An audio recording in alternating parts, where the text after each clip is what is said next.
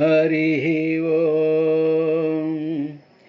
ఎని గుణంబులు కర్ణేంద్రియంబులు శోకదేహతాపంబులు తీరిపోవు, ఏని శుభాకారమిక్షింప కన్నులకు అఖిలార్థలభంబు కలుగుచుండు, ఎనీ చరణ సేవలే ప్రొద్దు చేసిన భువనోన్నతత్వంబు పొందగలుగు, ఏ నీల సన్నామమే ప్రొద్దు భక్తితో దడివిన బంధ సంతతులు వాయు అట్టి నియందున చిత్తమనవరతమునచియున్నది నియాననలేదు, కరుణ జోడు ముఖం సారి ఖలవిదారి శ్రీయుతకార మణిని చిత్తచోర, ధన్యున్ లోకమనోభిరాము కుల విద్యారూప తరుణ్య సౌజన్య శ్రీ బలదాన శౌర్య కరుణా సంశోభితున్ నిన్ను రే కన్యలు కొరరు, కొరదేమును రమాకాంతాలలామంబు రజన్యానేకపసింహ నా వలననే జన్మించనే మోహముల్. శ్రీయుతమూర్తివో పురుష సింహము పలిసొమ్ము గోమాయువు కొరు చందమున మత్తుడు చైద్యుడు, నీ పదాంబుజధ్యాయిని అయిన నన్ను వడితా కొనిబోయెదనంచునున్నవాడు, ఆ అధమాధముండెరుగడద్భుతమైన భవత్ప్రతాపముల్.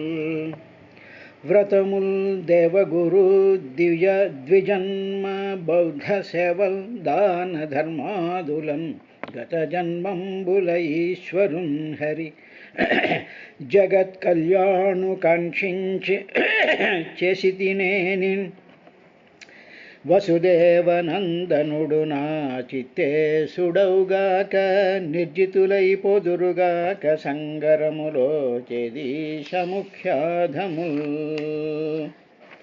అంకిలి చెప్పలేదు చతురంగ బలంబులతోడ నెల్లియో పంకజనాభ, నీవు శిశుపాల జరాసుతులంజయించిన వంకకు వచ్చి రక్షస వివాహమునన్, భవదీయ శౌర్యమే యుంకువశేషి కృష్ణ పురుషోత్తమ చేకొని పొమ్ము వచ్చెదం. ఘనులు ఆత్మీయతమో నివృత్తి కొరకై గౌరీషు మర్యాద యవ్వని పదాంబుజితోయమందు మునుగన్ వంఛింతురే, అట్టిని అనుకంపన్ విలసింపనేని వ్రతచర్యం నూరు జన్మంబులన్నిను చింతించుచు ప్రాణముల్ విడిచెదన్నిక్కంబు ప్రాణేశ్వర. హరి ఓం. శ్రీ గురుభ్యో నమః. ఓ విదురా అని మైత్రేయ మహర్షి ఎంతవరకు కపిల మహర్షి తల్లికి చెప్పినటువంటి విశేషంలో కర్మిష్ఠులు ఏ విధంగా చేస్తుంటారు, కర్మలు చేయనటువంటి వాళ్ళు పరిపూర్ణంగా సంసారంలో పడిపోయి ఇక భగవంతుడి యొక్క అసలు గూసే లేనటువంటి వాళ్ళు ఏ విధంగా ఉంటారు, వాళ్ళు ఏ ఏ లోకాన్ని పొందుతారు అనేటువంటి పాపిష్టి వాళ్ళందరూ నరకంలోకి వెళ్తారు, నరకం నుంచి మళ్ళీ కిందకు వస్తారన్నారు. కర్మిష్ఠులు శ్రద్ధగా చేసేటువంటి వాళ్ళు, భక్తితో చేసేటువంటి వాళ్ళు అస్సలు భాగవత కథలు వినకుండా, భగవంతుడి గురించి ఆలోచన లేకుండా వేదం చెప్పినటువంటి కర్మలను, యాగాలు, హోమాలు, వ్రతాలు ఇవన్నీ చేస్తూ ఉండేటువంటి వాళ్ళు పాపం వాళ్ళు చంద్రలోకం దాకానే వెళ్తారు. అక్కడ వాళ్ళకు వచ్చినటువంటి పుణ్యం ద్వారా ఆ పుణ్యాన్ని అనుభవించి మళ్ళీ భూమి మీద పడతారు, మళ్ళీ రిపీట్ అయిపోతూ ఉంటాయి.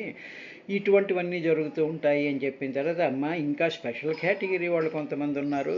వాళ్ళు ఎలా ఉంటారు అంటే, వాళ్ళు స్వధర్మాన్ని ఆచరిస్తారు, ఈ పనులు ఏవైతే వేదం విహించిందో అవన్నీ కూడా చేస్తూ ఉంటారు. అలాగే చేస్తూ ఉండేటువంటి సందర్భంలో వాళ్ళు భాగవతం వింటారు, భాగవతంలో ఉండేటువంటి అచ్యుత కథాసుధాని ఆస్వాదిస్తూ ఉంటారు, పరాంగుముఖులు కాకుండా ఉంటారు. ఇవన్నీ చేస్తూ ఇవన్నీ కర్మలు. ఈ కర్మల వల్ల పుణ్యం మాత్రమే వస్తుంది, మోక్షం రాదు. కాబట్టి అచ్యుతుడి యొక్క కథలు వినాలి అని చెప్పి ఆ కథలను వింటూ ఆ కథల మీద శ్రద్ధను కలిగించుకుంటూ ఆ కథల్లో ఉండేటువంటి అర్థాన్ని, దాంట్లో ఉండేటువంటి పరమార్థాన్ని గ్రహిస్తూ స్తోత్రపారాయణ చేస్తున్నప్పుడు ఆ పదాలలో ఉండేటువంటి ఆ భగవంతుడి యొక్క రూపాన్ని, ఆ భగవంతుడి యొక్క గుణాల్ని, ఆ భగవంతుడు చేసేటువంటి కార్యక్రమాల్ని మనసు నిండా నింపుకుంటూ ఉండేటువంటి ఆ సందర్భంలో వాళ్ళకి ఏం జరుగుతుంది అంటే ఇంద్రియాలు తీసుకొచ్చినటువంటి ఇన్ఫర్మేషన్ అంతటి మీద కూడా ఇవి ప్రియము అప్రియము అనేటువంటి భావం ఉండదు, ఇది ఇష్టము ఇది అయిష్టము అనేటువంటి భావం ఉండదు. ఎందుకంటే చేసినటువంటి పదార్థాలు, బయట ఉండేటువంటి ప్రకృతిలో ఉండేటువంటి సమస్త పదార్థాలు భగవంతుడివే కాబట్టి భగవంతుడి విషయాలలో ప్రియము అప్రియము అనేటువంటిది ఉండదమ్మా. అది ఆ లెవెల్కి ఈ కర్మానుష్ఠానం చేసేటువంటి వాళ్ళు ఎదుగుతారు, ఎదగాలి. అలా ఎదగాలి అంటే అచ్యుడి యొక్క కథలు వినాలి, ఆ పరాంగుఖం కాకుండా ఉండాలి అని చెప్పిన తర్వాత అప్పుడు ఆ భక్తుడికి ఎప్పుడైతే ప్రియము అప్రియము అనేటువంటిది ఉండదో, ఇది ఇష్టం అయిష్టం అనేటువంటిది ఉండదో, అటువంటి వాడి మనసులో ఈ ప్రియాప్రియాల వల్ల వచ్చేటువంటి లంపటాలు, ఆ సంగత్వం చిత్తానికి అంటుకోదు. అంటే అప్పుడు ఆ చిత్తమే కదా మరుజన్మలకు కారణం అవుతుంది. అప్పుడు దానికి నిస్సంగత్వం అవుతుంది. అప్పుడు అంటుకోనటువంటి తత్వం ఆ మనసుకి వస్తుందమ్మా. అలా వచ్చేటప్పటికి అప్పుడు సమస్తంలోనూ కూడా ఈ పరమాత్మ యొక్క ఆ సమర్థ భావాన్ని, సత్ చిత్ అనేటువంటి ఆ పరమాత్మ యొక్క రూపాన్ని ప్రతి వస్తువులోనూ కూడా చూసేటువంటి స్థితి వస్తుందమ్మా. అలాగ చూసినటువంటి వాడు ఏమిటి చూస్తాడు అని చెప్పి తల్లికి ఈ విధంగా చెప్పాడయ్యా. ఏమిటి అంటే జ్ఞానమాత్రం పరం బ్రహ్మ పరమాత్మ ఈశ్వరః పుమాన్ దృశ్యాదిభిః పృథగ్భవైర్భగవానేకైయతే. ఈ విధంగా ఈ చివరి చెప్పినటువంటి కేటగిరీ వాళ్ళు చూసేటువంటిది ఏమిటంటే జ్ఞానమాత్రం, జ్ఞానాన్ని మాత్రమే చూస్తారు. ఎందుకంటే పరమాత్మకి డెఫినేషన్ ఏమిటి అంటే సత్యం జ్ఞానం అనంతం బ్రహ్మ నిత్యం శుద్ధం బుద్ధం ముక్తం. సత్యం అది సత్యము, జ్ఞానం జ్ఞానం. కాబట్టి ఇప్పుడు ఈ విధంగా ఉండేటువంటి ప్రియాప్రియాలు కానీ, సంగత్వం కానీ, లేకపోతే చిత్తం నిండా ఇదంతా నింపేసుకునేటువంటి ఈ తత్వం లేకుండా భాగవత కథలు వినేటువంటి వాళ్ళకి ఆ కనిపించేటువంటి ఆ పరమాత్మ ఏ విధంగా కనిపిస్తాడంటే జ్ఞానమాత్రం, జ్ఞానం కింద కనిపిస్తాడమ్మా. పరం, పరం అంటే ఈ ప్రకృతికి మనకి కనిపించేటువంటి ఈ ప్రకృతిలో ఉండేటువంటి లక్షలాది దృశ్యాల వెనకాల వెలిగేటువంటి వెలుగులాగా. అంటే సినిమాలో తెరని చూసినట్టుగా బొమ్మల్ని కాకుండా, బొమ్మల్ని చూస్తున్నా సరే ఇవన్నీ కూడా తెర మీద ఆడుతున్నాయి. ఈ తెరే లేకపోతే ఈ బొమ్మలు పడవు. కాబట్టి పరమాత్మ అనేటువంటి వెలుగు లేకపోతే ఆ వెలుగులో కదిలేటువంటి ఈ నక్షత్రాలు, గ్రహాలు, ఈ చెట్టులు, ఈ పుట్టలు, ఈ మనుషులు, ఈ సుఖాలు, ఈ రోగాలు, అరోగాలు ఇవన్నీ కూడా ఆ వెలుగు మీద పడుతున్నటువంటి బొమ్మలే అని చెప్పి ఆ వెలుగుని, ఆ తెరని పరం అంటారు. అలాగ పరం కింద చూస్తాడమ్మా. బ్రహ్మ,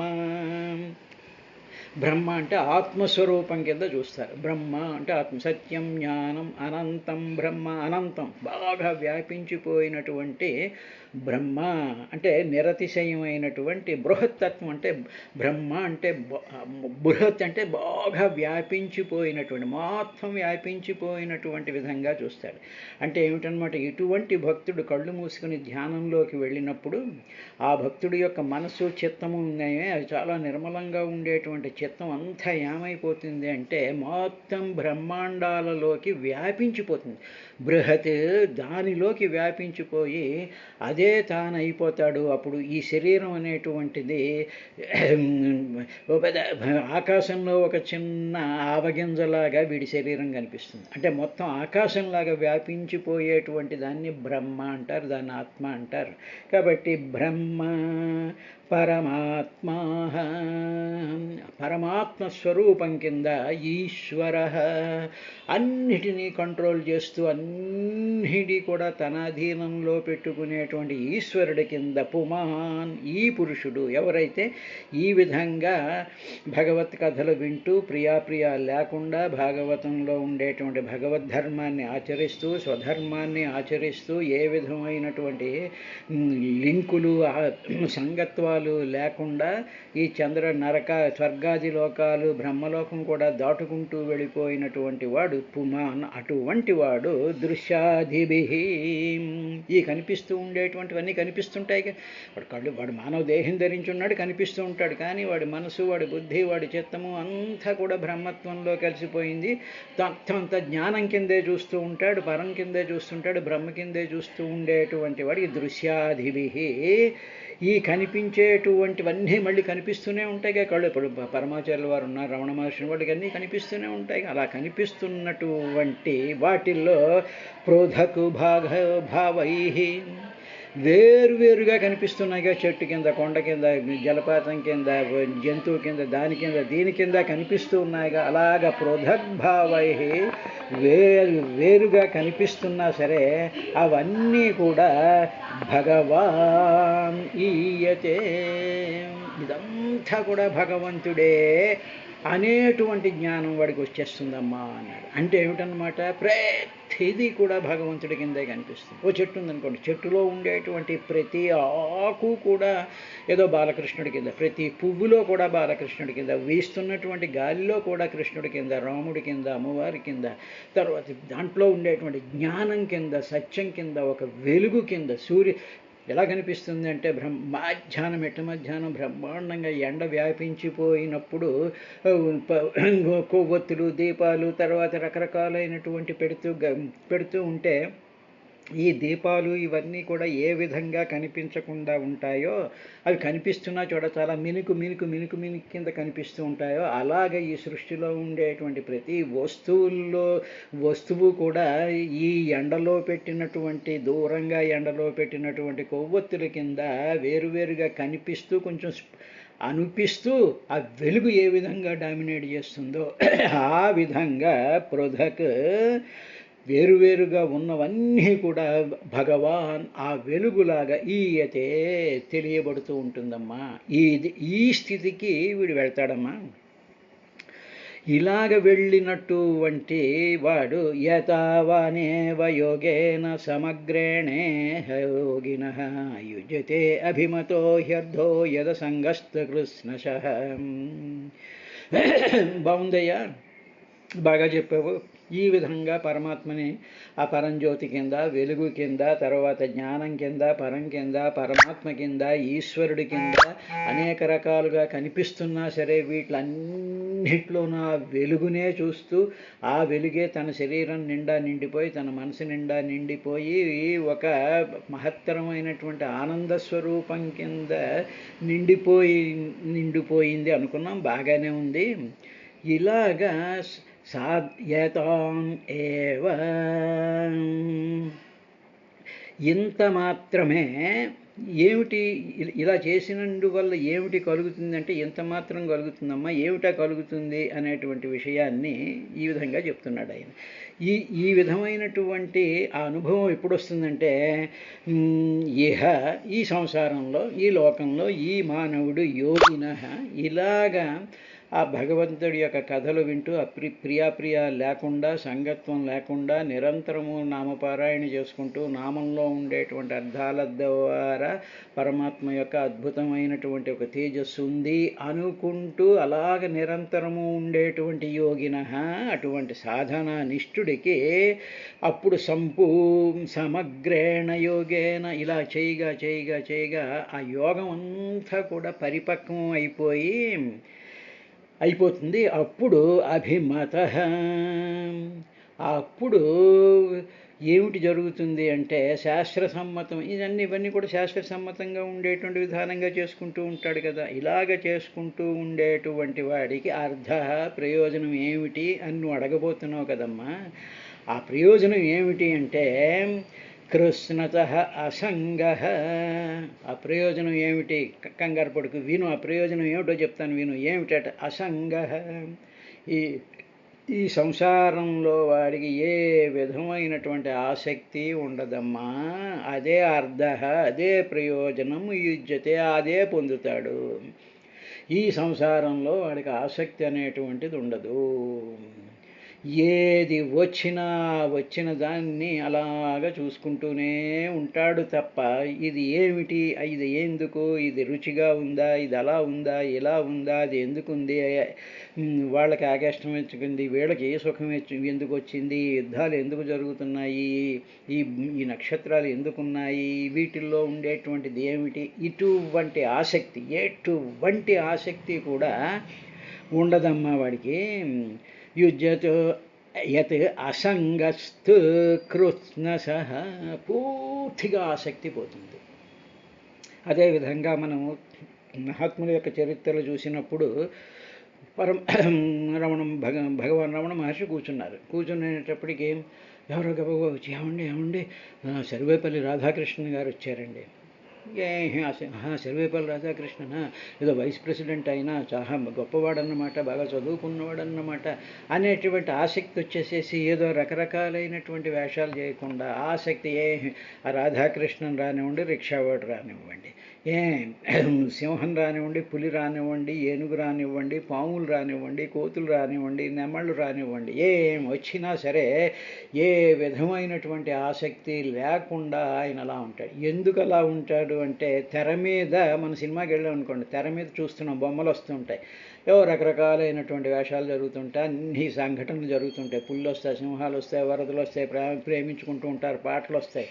మనం అలా ఈ చూసేటువంటి వాడు అసంగత్వం చూస్తూ ఉంటాడు. ఇదంతా కథ, ఇదంతా డ్రామా, ఇదంతా తెర మీద ఆడుతున్నటువంటి బొమ్మలు అని అన్నప్పుడు అక్కడ పులి వచ్చిందంటే నువ్వు సినిమా హాల్లోంచి లేచి పరిగెత్తి పారిపోవు కదా.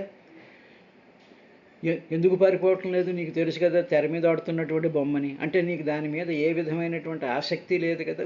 ఒకసారి నవ్వుకుంటా, ఆహా పులి సింహం బాగా తీశాడు, ఆహా ఈ వీళ్ళిద్దరు ఏదో పాట పాడారు, ఆహా పాట బాగుంది అని మనం అనుకుంటాం. వాళ్ళు అది కూడా అనుకోకుండా ఇదంతా కూడా తెర మీద కదిలేటువంటి బొమ్మలు. ఎప్పుడైతే అవి బొమ్మలు అని మనకి తెలుస్తుందో, ఎప్పుడైతే మనకి ఆ జ్ఞానమాత్రం, ఆ పరంబ్రహ్మ పరమాత్మ యొక్క జ్ఞానస్వరూపం మనకి కలుగుతుందో అమ్మా, అప్పుడు కృత్స్నసః పూర్తిగా సంగః. ఈ సంసారంలో ఏ విధమైనటువంటి ఆసక్తి కూడా ఉండదమ్మా. ఇది ఫైనల్గా కలిగేటువంటిది. ఎప్పుడైతే నీకు ఆసక్తి లేదో, ఎప్పుడైతే నీకు సంగత్వం లేదో, అప్పుడు నీకు జన్మల పరంపరలు ఉండవు. ఇది మాకు అక్కర్లేదండి, ఏదో పూజలు చేసుకుంటాం, ఈ వ్రతం చేస్తాం, ఆ వ్రతం చేస్తాం, పుణ్యం సంపాదిస్తాం, ఆరోగ్యాన్ని సంపాదిస్తాం, ఈ డబ్బులు సంపాదించుకుంటాం, అవి చేస్తాం ఇవి చేస్తామంటే ఓకే, మంచిదే, చేసుకో, నీ ఇష్టం. చేసుకుంటూ ఉంటే మళ్ళీ వచ్చే జన్మల్లోనేమో నీకు ఇవాళ మామిడికాయలు ఇష్టం ఉంటే మామిడికాయలు అమ్ముకునే దానిలో పుడతావు, ఇది ఇష్టం ఉంటే అది దాని కింద పుడతాయి, ఇది ఇష్టం లేదంటే వాడి శత్రువు కింద పుడుతూ ఉంటావు. ఇప్పుడు మనం చూస్తూ ఉండేటువంటి వ్యవహారాలన్నీ జరుగుతూ ఉంటాయి. ఇది కాదు జీవితం యొక్క లక్ష్యం, ఇది కాదు నీ ప్రమోషన్ ఏమిటంటే అసంగః. ఈ సంసారం ఏ విధమైనటువంటి ఆసక్తి లేకుండా ఉండాలి. మరి ఏమండి ఆసక్తి లేకపోతే, క్యూరియాసిటీ లేకపోతే మరి సైన్స్ ఇంత డెవలప్ అవుతుందా? సైన్స్ డెవలప్మెంట్ నువ్వు చేయటం లేదు, లోపల ఉండేటువంటి పరమాత్మ ఆ సైంటిస్ట్కి, ఆ వ్యాపారస్తుడికి, ఆ రాజకీయ నాయకుడికి, ఆ లాయర్కి, ఆ కర్షకుడికి, ఆ కూలీకి, ఆ మనుషులకి అందరినీ కూడా ఈశ్వరుడు వాళ్ళ కంట్రోల్లో ఉండి రిమోట్ కంట్రోల్తో ఆపరేట్ చేసేటువంటి బొమ్మలలాగా వాళ్ళు చేస్తూ ఉంటారు అనేటువంటి ఆ సత్యం తెలుస్తుంది. కాబట్టి నువ్వు ఆ ప్రశ్న వేయక్కర్లేదు. నాకు ఆసక్తి లేకపోతే నేను సైన్స్లో ఇంత డెవలప్మెంట్ నేను చేయగలిగిన, నీ హృదయంలో ఉండేటువంటి పరమాత్మే నీ బుద్ధిలో నీకు అది పెట్టి నువ్వు సైన్స్ చేయరా, నువ్వు వ్యాపారం చేయరా, నువ్వు అది చేయరా, నువ్వు ఇది చేయరా అని చెప్పి ఆ లోపల ఉండి కంట్రోల్ చేస్తూ ఉంటే నువ్వు చేస్తున్నావు. కానీ నువ్వు చేస్తున్నటువంటిది ఏమీ కాదు అనేటువంటి జ్ఞానం, అనేటువంటి సత్యం గోచరించినప్పుడు అప్పుడు నువ్వు సైన్స్ బ్రహ్మాండంగా చేస్తావు, వ్యాపారం బ్రహ్మాండంగా చేస్తావు. ఎందుకు అంటే చేయించేటువంటి వాడు లోపల ఉండేటువంటి పరమాత్మ వల్ల నేను సైన్స్ చేస్తున్నాను, నేను వ్యాపారం చేస్తున్నాను, నేను పూజ చేస్తున్నాను, నేను ఏదో హత్య చేస్తున్నాను, నేనేదో మంచి పని చేస్తున్నాను అనేటువంటి సందర్భంలో ఆ పరమాత్మే అనేటువంటి స్థితి ఉన్నప్పుడు నీకు మామూలు మానవుడి కింద ఉండేటువంటి ఆసక్తి ఉండదు. ఆ ఆసక్తి అంతా పరమాత్మ మీద వెళ్ళి పరమాత్మే చేయిస్తున్నాడు, ఆహా ఎంత బాగా చేయిస్తున్నాడు అని పరమాత్మను పొగిడేటువంటి స్థితి వస్తుంది. కానీ ఇప్పుడు మనం ఏమనుకుంటాం, అబ్బా ఆయన ఎంత బాగా పూజ చేయిస్తున్నాడండి, అయ్య బాబోయ్ ఆయన లేకపోతే అసలు ఇవేమీ నడవండి అనేటువంటి మాటల్లో పిచ్చి మాటల్లో పడిపోతూ ఉండేటువంటి స్థితి దాటుతామమ్మా. ఇది అయిన తర్వాత జ్ఞానమేకం పరాచీనై ఇంద్రియైర్బ్రహ్మ నిర్గుణం అవభాత్యర్థరూపేణ భ్రాంత్యా శబ్దాధిధర్మణ. అమ్మా ఇప్పుడు వీడికి ఈ విధంగా ఎప్పుడైతే ఆసక్తి పోతుందో, ఇంతవరకు శ్రీమన్నారాయణుడు చతుర్భుజుడు కిరీటము శంఖం చక్రం గద గరుడ వాహనుడు ఇలా సాకార రూపంలో చూసాంగా. ఇప్పుడమ్మా ఈ సాకార రూపాన్ని దాటి ఒక నిర్గుణమైనటువంటి ఏ ఆకారము కనిపించకుండా ఏ గుణాలు లేకుండా కాలానికి అతీతంగా ఉండేటువంటి అస్సలైనటువంటి ఆ పరతత్వం యొక్క స్వరూపం కనిపిస్తుందమ్మా అని చెప్తూ పరాచీనై ఈ పరాన్ముఖులైనటువంటి వాళ్ళు అంటే ఏమిటి, ఈ ఈ భగవంతుడి యొక్క కథలు వినకుండా ఉండేటువంటి వాళ్ళు, దాని గురించి ఆలోచించినటువంటి వాళ్ళు ఇంద్రియై ఇంద్రియాల చేత శబ్దాధిధర్మిణ. ఈ శబ్దాధిధర్మిణ అంటే ఏమిటి, ఇంద్రియాలు ఎప్పుడైతే పనిచేస్తుంటాయి, ఇది అందం కావాలి, ఇది ఇదిగా ఉంది, ఈ శబ్దం బాగుంది, ఆ శబ్దం బాగుంది, ఈ రుచిగా ఉంది, ఆ రుచిగా ఉంది అని ఇంద్రియాల యొక్క ధర్మాలలో ఉండేటువంటి అర్ధరూపేణ వాటి యొక్క ప్రయోజనం కోసం వాటి యొక్క రూపాలు వీటిలన్నిటినీ కూడా వీడు అనుభవిస్తూ ఉంటాడు కదా. ఇలా అనుభవించేటువంటి వాడు వాటిలన్నిట్లోనూ కూడా ఏకం జ్ఞానం నిర్గుణం బ్రహ్మభాత్య అవభాతి అంటే ఏమిటి, ఈ పరాంగుఖులైనటువంటి ఇంద్రియాలు, ఈ ఎప్పుడైతే ఈ ఇంద్రియాలు పరాంగుఖం అంటే ఏమిటి, ఈ ఇంద్రియాల విషయాలలో పడిపోతూ ఉండేటువంటి విషయాలు నిజంగా జరుగుతూ ఉన్నా, ఇటువంటి మహానుభావుడికి, ఇటువంటి యోగనిష్ఠుడైనటువంటి వాడికి ఈ ఇంద్రియాలన్నీ పనిచేస్తూ ఉంటాయిగా. పనిచేస్తున్నప్పుడు ఇంద్రియాలు వాటి మీదకి వెళ్ళిపోయి వాటి మీద పడిపోతూ వాటి యొక్క ఇన్ఫర్మేషన్ అంతా తీసుకొచ్చేస్తూ ఉంటాయి కదా. ఇలా తీసుకొస్తూ ఉండేటువంటి ఆయా ప్రయోజనాల్లో కూడా ఈ యోగనిష్ఠుడైనటువంటి ఏ విధంగా చూస్తూ ఉంటాడంటే అద్వితీయం, అన్నీ ఒకటి కిందే చూస్తూ ఉంటాడు. వాడు ఒక శబ్దం విన్నాడు అనుకోండి, ఒక మంచి పాట విన్నా, ఆహా ఇది పరమాత్మ యొక్క శబ్దం. ఒక చాలా భయంకరమైనటువంటి శబ్దం విన్నా, ఇది కూడా పరమాత్మే. అంటే రెండిట్లోనూ పరమాత్మే శబ్ద రూపంలో ఉన్నాడు అని చెప్పి ఈ శబ్దం ప్రియము, ఈ శబ్దం అప్రియము అని కాకుండా, ఈ శబ్దాలు ఎటువంటి శబ్దం వచ్చినా సరే ఇదంతా కూడా ఏకం, ఇదంతా ఒకటే అనేటువంటి విజ్ఞానాన్ని వీడు చూస్తూ ఉంటాడు. అంటే ఏమిటనమాట, గుణాలను చూడడు, నిర్గుణం, ఇక నిర్గుణమైనటువంటి స్థితిని చూస్తాడు. ఒక అందమైనటువంటి రూపం చూస్తాయి, కళ్ళు చూస్తాయి, చూస్తే ఇది అందంగా ఉంది, ఇది అసహ్యంగా ఉంది అనిపిస్తుంది. ఇప్పుడు ఇటువంటి సాధకుడికి, ఇటువంటి భక్తుడికి ఇది అందము, ఇది అందంగా విహీనంగా ఉంది అనేటువంటి దాంట్లో ఈ రెండిటిలో కూడా ప్రియము అప్రియము లేనటువంటి ఆసక్తి లేకుండా ఉండేటువంటి ఈ అందము, ఈ వికారము కూడా రెండూ పరమాత్మే, రెండిట్లోనూ ఒకటే ఉన్నది అనేటువంటి విధంగా చూస్తూ ఉంటారు. అలాగే రుచులకి సంబంధించినటువంటి అంటే పరాచీనై ఇంద్రియై అర్ధరూపేణ ఏకం, ఎలా ఉన్నా సరే వీటిలన్నిట్లోనూ ఏకంగా ఒక పరమాత్మ మాత్రమే ఉన్నాడు అనేటువంటి జ్ఞానం. అటువంటి జ్ఞానాన్ని నిర్గుణములు అంటారంటే గుణాలు లేకుండా ఒకే గుణంతో ఏక జ్ఞానం జ్ఞానస్వరూపంగా ఉండేటువంటి బ్రహ్మ, ఆ పరబ్రహ్మను భ్రాంత్యా అవభాతి, భాషిస్తూ ఉంటుంది. ఇటువంటి అంటే ఏమిటి, ఇంకా నిర్గుణ స్వరూపం కింద ఇది కనిపిస్తూ ఉంటుందమ్మా.